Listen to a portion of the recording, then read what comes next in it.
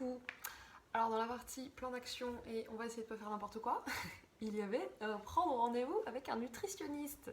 Du coup, grâce à ma copine Louise, j'ai pu prendre rendez-vous avec Mathieu de Easy Nutri et j'ai eu rendez-vous du coup le 17 mai pour parler un peu nutrition parce que je sais pas, je le sentais pas ce sujet. Avant chaque course, je me pose toujours 20 000 questions existentielles. Je regarde un blog à l'arrache. Je m'aperçois que c'est cool, je peux augmenter le nombre de goûters que je peux faire et que c'est conseillé de manger plein de pommes potes. J'adore la pomme pote, ça tombe bien. Que la dernière fois, j'ai fait quoi? Bref, j'avais lu que c'était bien la sauce soja.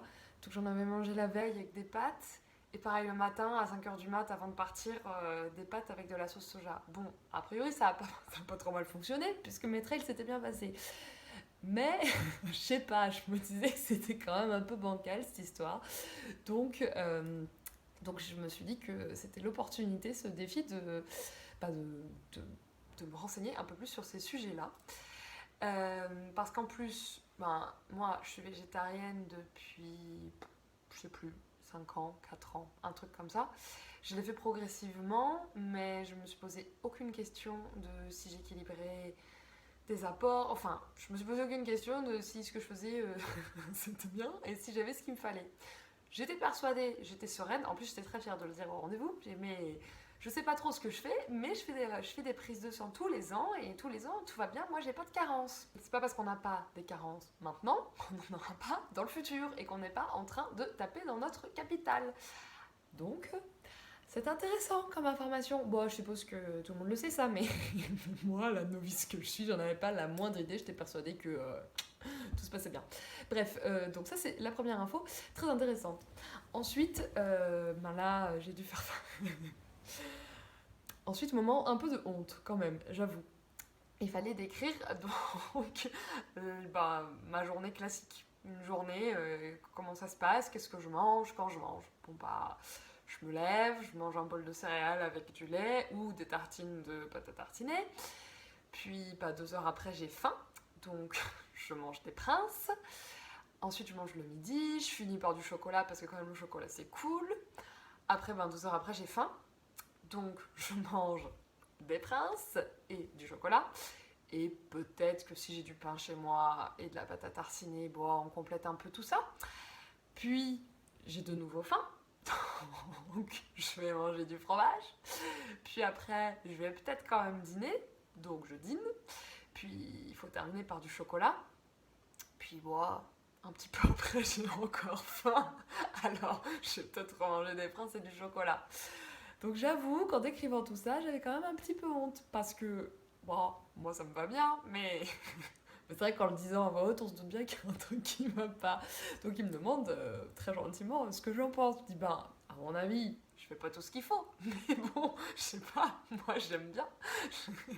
Mais par contre, c'est vrai que j'ai quand même un peu tout le temps envie de manger, et que ça c'est un peu contraignant. Faut être honnête. Surtout pour mon entourage. Mais bon, maintenant j'ai appris, je me balade toujours avec un paquet de Prince. Cette vidéo n'est pas sponsorisée. Je dis vraiment n'importe quoi. Mais donc bon, là il me donne un premier axe d'amélioration sur mon petit-déj.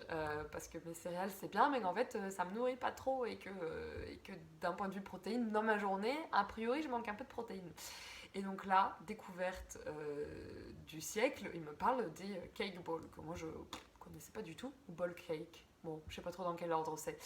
Mais du coup, qui peut être fun. Donc ça, c'est une bonne nouvelle. Parce que moi, ce qui est hyper important, c'est que j'ai une relation ultra saine et détendue avec la nourriture, que j'aime manger plus que tout, vous le savez, et que ça, il est hors de question que ça change, il est hors de question que j'ai à poser quoi que ce soit, il est hors de question que je prenne pas de plaisir en mangeant. Mais ça, c'est mort de chez mort.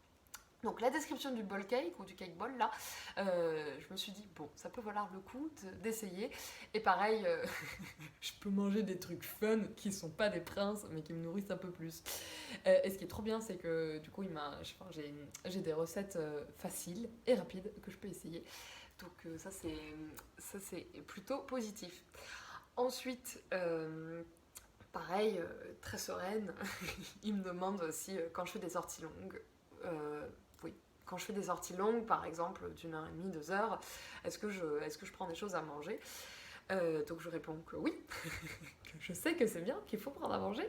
Et donc j'essaye de manger et pendant mes trails et du coup pendant les sorties longues toutes les 30-45 minutes. Et donc qu'est-ce que je mange pendant mes sorties? Bah, il peut y avoir des amandes, du chocolat, des princes, des barres de céréales, des fruits secs. Et donc, il me demande ce que j'en pense. Je dis, bah, moi je trouve que ça marche bien, je m'en sors plutôt bien. Et la réponse, bah, il y a la moitié qui est bien, l'autre moitié qui est pas bien. Bon, devinez quelle est la moitié à sortir, c'est la partie avec les princes. Bon, pas que les princes, mais les amandes et le chocolat. Et là, j'étais un peu surprise, je me dis, ouais, mais en vrai, quand j'en prends, ça marche bien, je repars et tout. Il me dit, mais c'est justement, je dis que c'est pas qu'il faut pas du tout faire ça, mais c'est que si on se retrouve à un moment à avoir besoin d'un coup de fouet, c'est qu'on s'est raté avant. Ah, ok. Donc en fait, il vaut mieux privilégier les pommes potes. Ça, ah oui, ça je savais, ça je faisais les pommes potes. Les pommes potes, les barres de céréales, les pâtes. Les pâtes sucrées, non, les pâtes de fruits, les fruits secs. Alors par fruits secs, on ne parle pas d'amandes, ni de noisettes, ni de tout ça, chose que je pensais que pouvait marcher, mais plutôt des raisins secs, des abricots et tout. Donc voilà, donc autre information intéressante. Ah oui, hyper intéressant aussi, j'en avais pas la moindre idée, mais que c'est bien dans son camel bag de mettre avec l'eau, de mettre un peu de raisin sec, pas du tout, ça risque d'être une super mauvaise idée, du jus de raisin. Voilà, et j'ai testé ça pendant mon trail la dernière fois. Je sais pas si c'est pour ça que ça s'est si bien passé, mais en tout cas, ça n'a pas eu d'effet néfaste, négatif. Donc voilà, et la conclusion de tout ça, c'est que il y a du positif parce qu'il y a de la marge de manœuvre, que j'ai déjà réussi à faire pas mal de trucs bien, que a priori j'ai déjà réussi à faire des chouettes courses sans mourir, etc. Et en récupérant quand même assez vite et tout, avec une préparation qui était un peu bancale, ce qui fait que c'est tout à fait encourageant pour la suite si je prépare tout ça un petit peu mieux. Donc là, la suite des événements, c'est que la semaine qui suivait donc le rendez-vous, c'est-à-dire là, la semaine actuelle, je dois noter tout ce que je mange, donc c'est-à-dire que je dois vraiment avouer la quantité de chocolat que je mange, tout ce que je mange, à quelle heure, et vraiment le plus précis possible. Pareil, mettre en relation avec les entraînements que j'ai pu avoir, est-ce que j'ai passé des bonnes nuits, etc. Enfin, vraiment le plus d'infos possible pour qu'ensuite, lui, il analyse tout ça et qu'on ait un prochain rendez-vous en juin pour qu'il me fasse part de son analyse et quelques axes de modification que je peux mettre dans mon quotidien. Donc là, on va être sur du quotidien. Et oui, et important aussi ce quotidien, bon, de manière générale pour ma vie, mais aussi parce que avec la préparation du trail, un petit peu augmenter la quantité de sport que je fais. Et donc il faut s'assurer que je ne vais pas aller me créer des carences et que je m'alimente suffisamment bien aussi pour pouvoir m'entraîner et enfin voilà, juste tout simplement en fait pour pouvoir m'entraîner, et parce qu'en fait si à un moment je peux pas m'entraîner, ça va être compliqué de réaliser l'objectif. Donc voilà, et ensuite en juillet on aura un deuxième rendez-vous, cette fois plus vraiment axé sur le trail en direct, avec écrire ce que je vais manger la semaine d'avant le trail, et ensuite pareil, planifier, écrire le plan de nourriture du trail, parce que ah mais j'ai oublié de dire ça aussi. Et que c'est hyper important aussi pendant les sorties longues ou pendant mes trails qui sont là peut-être plus courts, etc., de quand même m'habituer à manger toutes les 45 minutes pour commencer, puis toutes les 30 minutes. Parce qu'en fait, si le corps, il n'est pas vraiment fait pour ça, pour manger en même temps qu'on court et assimiler tout ça, c'est pas, c'est pas dans ses habitudes, et donc on peut l'entraîner. Donc moi, comme j'aime bien manger, je suis toujours un peu pris des trucs à manger pendant mes trails, mais jamais de façon très consciente sur le fait que c'est bien d'essayer de respecter ce rythme pour pouvoir ensuite, en fait, pour s'entraîner, pour entraîner également l'estomac, quoi. Donc ça, c'était hyper intéressant, j'en avais pas la moindre idée. Donc voilà, comme vous pouvez le constater, je partais quand même d'assez loin, mais je suis trop contente parce que je sens que ça va être trop utile, et du coup j'ai trop hâte des rendez-vous d'après, même si là d'abord je vais d'abord passer par la phase un peu honte, mais bon, on s'en remettra. Et Et petit spoiler, mon nouveau petit-déj il marche vachement bien. J'ai déjà réduit ma consommation de Prince. Il marche vachement bien de un parce qu'il est fun, parce qu'en vrai c'est bon. Et ça me fait penser à Zoé qui me disait toujours qu'il fallait que je lui achète des fruits fun pour agrémenter ses porridge. J'aurais dû m'inspirer d'elle depuis bien plus longtemps que ce que je fais. Malheur.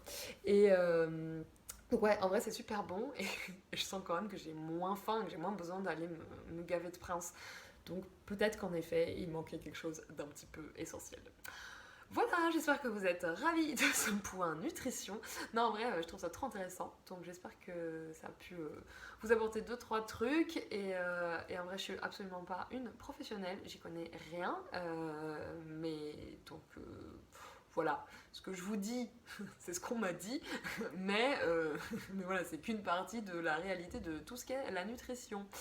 Mais j'espère quand même que ça pourra peut-être vous avoir inspiré et du moins fait rire. Parce que là, le règne des princes, c'est terminé. C'est le règne de l'avoine maintenant. Et comme mais Chris ne peut pas manger d'avoine parce qu'elle dit que c'est pour les chevaux. Voilà, comme ça, vous savez tout. Je vous fais des bisous et je vous dis à bientôt. Bisous. Moi, je vais manger des princes.